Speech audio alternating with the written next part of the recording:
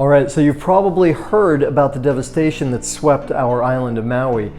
And Maui is far from being a hunk of charcoal. Amidst the fear and trauma, there is a silver lining. There's hope, care, and community. Friends from around the world have reached out. And many people, including myself and my daughter, are finding ways to be of support in the midst of what's going on. In this video, we'll navigate between the spiritual and the human aspects of this, and I'll give you my honest report about what's actually going on. There are some great lessons here for all of us on integrity and leadership, communication, kindness, and in a world rife with blame, we shall focus on what we know and what we can do.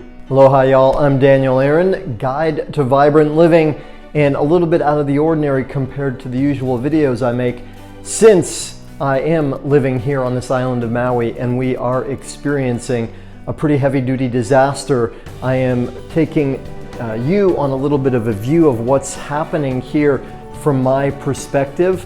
And let's start with the real deal. Truth of it is, yes, there is some heavy-duty destruction, loss of life, a lot of trauma. That is made worse by the fact that Hawaii has a history of being abused.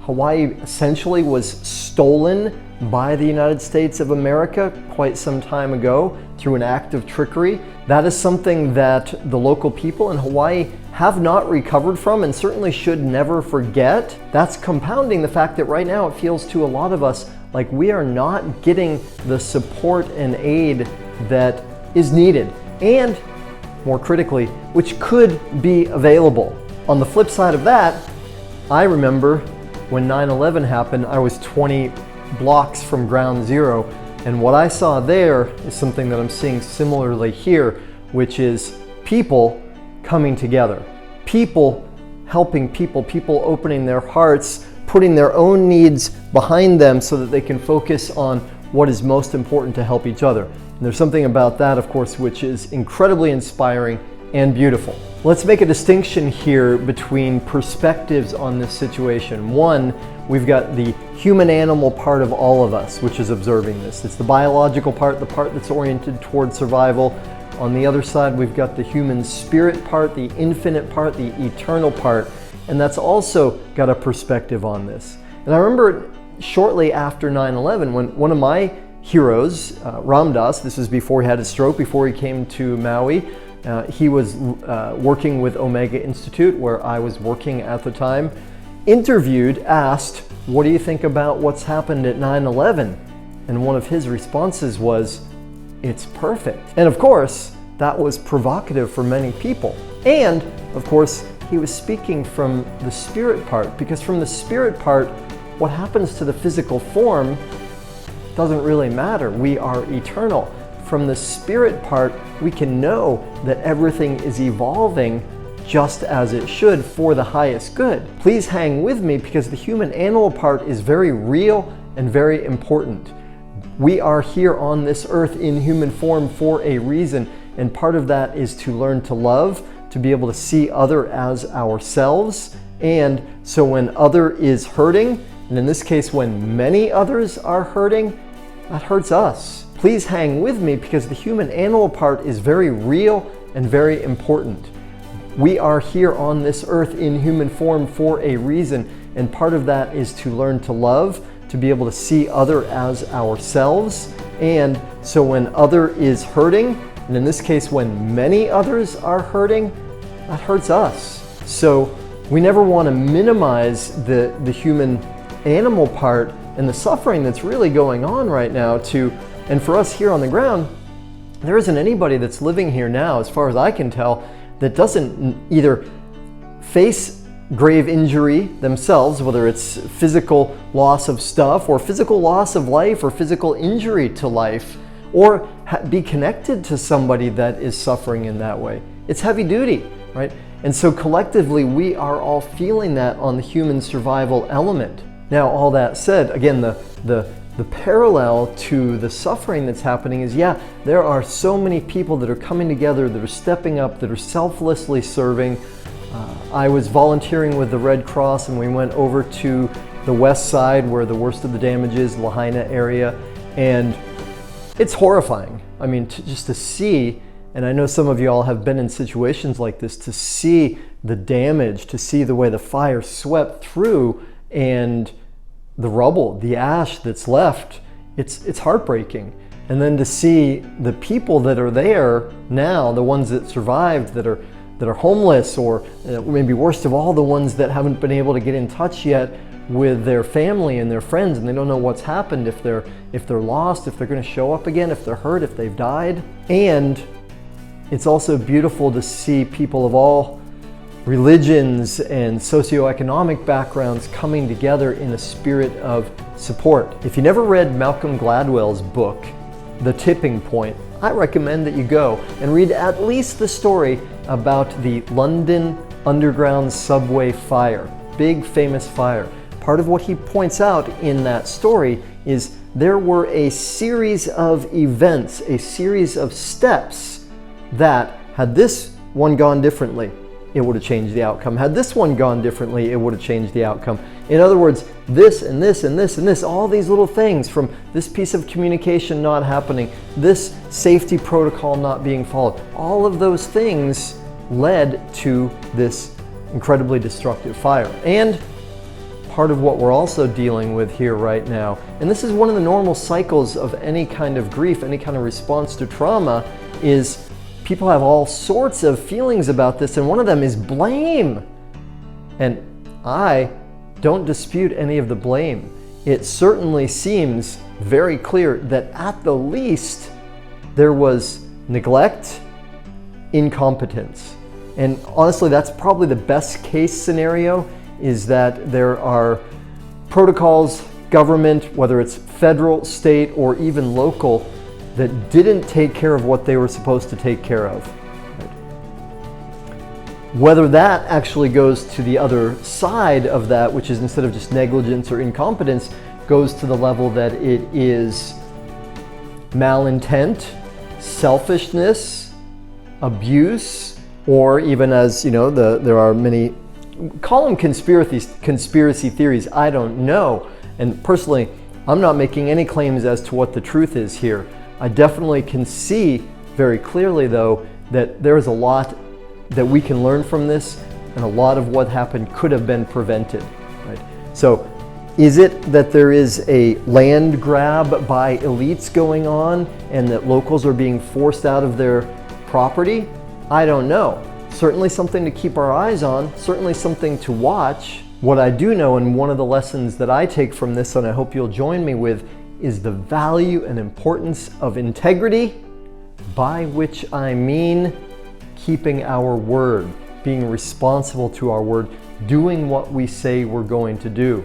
Because if you look at all the little steps that contributed, whether it was the electric company somehow not ending up turning the power off the down lines, or whether it's the public safety sirens, and we have a very sophisticated system, whether that not being activated for some reason, whether there were miscommunications that resulted in police blockades that actually trapped people in. These are some of the theories that are going around.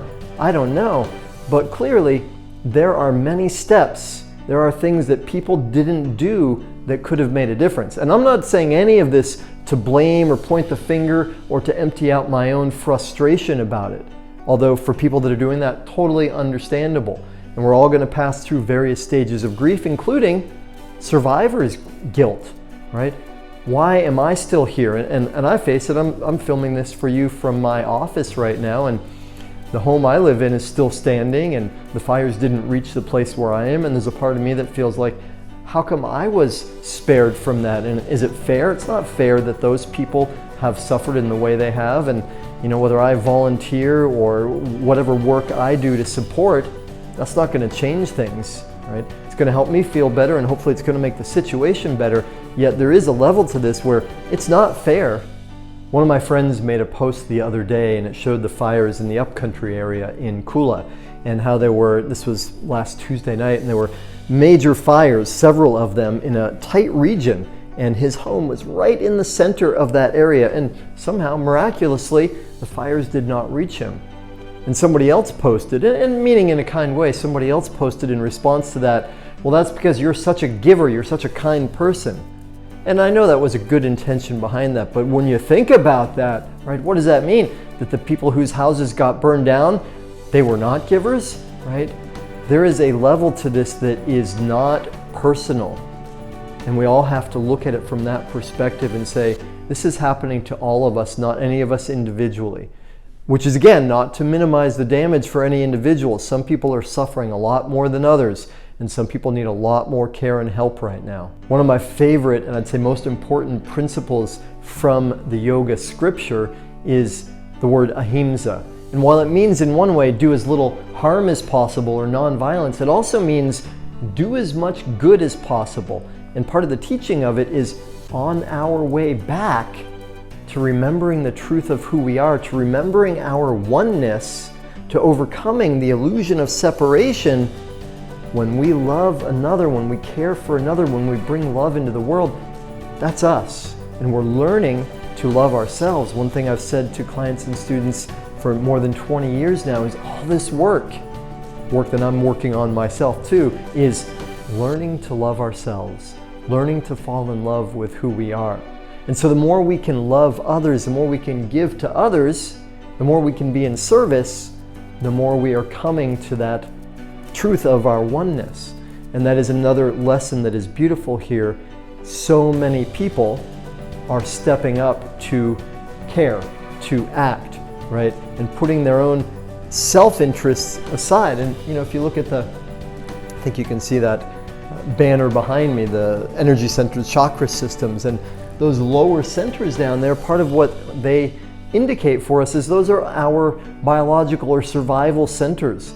And they're important, they're part of being human. Though when we get up to that fourth center and up higher, those are the centers that relate to oneness. And that's a great illustration of we have both inside us. So that's all to say, one of the beautiful things in this process here that we are in the midst of here on Maui is how many people are rising above their own lower centers, finding their heart and finding oneness and caring for other people. Truly beautiful. And do we need natural disasters, or whether it's natural or not, I can't say. Do we need disasters and trauma in order to find that? Can we find more of that? Can that be one of the lessons we get from this? And perhaps the last piece I'll share with you all about this is one of the things I'm observing from volunteering in various situations right now is we are all learning more about how to step into leadership, how to see what needs to be done, how to be responsible in the true sense of the word, meaning have the ability to respond. And so for me, having written a book called The Art of Spiritual Leadership, I know this is an opportunity for me to upgrade my leadership and for all of us to upgrade our sense of organization, because part of what I've seen, and this is a little bit heartbreaking to me, is there are many places on the island right now that are filled with supplies, and there are families and individuals that are lacking supplies, and we are still working on how to connect those two. And a lot of that is about leadership and organization and communication, right? And that's all to say for all of us, one of the principles I learned early on in my study of leadership is leadership is our ability in leadership is the glass ceiling on our success in all things in life. And I mean that individually. And honestly, when I first heard that expression, I was like, what? The ceiling on our success in life. Individually, yes, I see that now. And also collectively, our ability to take care of everybody, to lead, to create a new future, to vision something, to organize something, to get together for a purpose. That's what leadership is all about. So we are collectively right now learning more about it, and we've got some work to do to take it to a higher level. And I'm studying and working on how I can be more effective in that myself right now.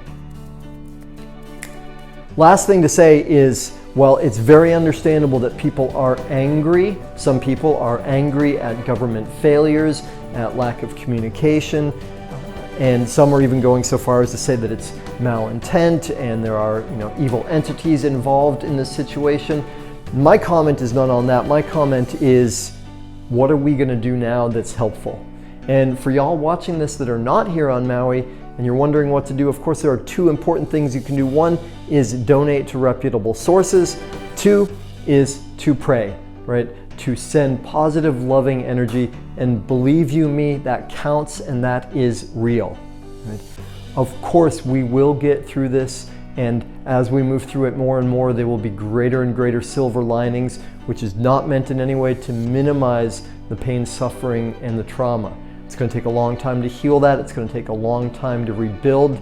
My greatest hope, though, is that together we can focus on the positive, what needs to be done, how we can help and heal those that need it the most, and how we can learn, grow, and make a better future from this. So y'all, thanks so much for watching. I hope this has been a little bit helpful to you. Love to hear your perspective on what you're seeing, what you're hearing, what you're doing, and anything we can do together to help make this situation better. Aloha.